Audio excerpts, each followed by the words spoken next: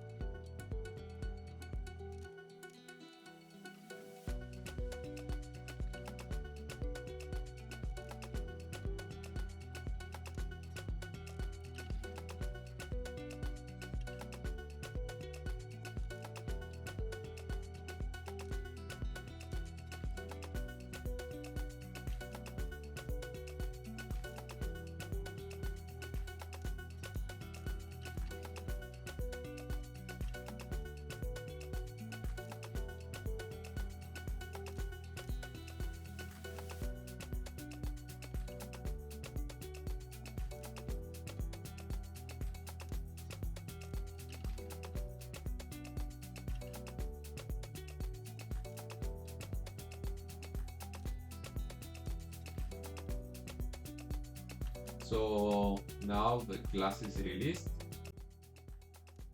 and all you have to do, ideally now, is to remove the rest of the glue that is around the glass. It's gonna be easier to do it now that it's warmed up. If you leave it for later, then you're gonna have to warm it up again, because it's gonna be much easier once it's warm. Here are both of the glasses. The other one I have done already. We see, or we can mark where we're gonna do the sanding of the glass. It's going to the center of the main beam. You can make a mark if you want around. I haven't done this.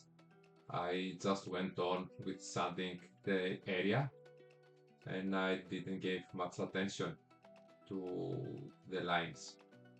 The high beam, we are not gonna do anything. We're gonna leave it as it is, since the halogen bulb will stay there.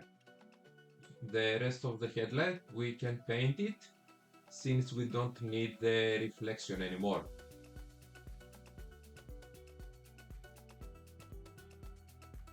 You can also paint the surroundings, so it's gonna look nicer.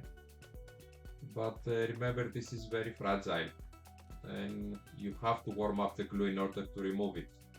Other way, you might break it just by scratching with a screwdriver.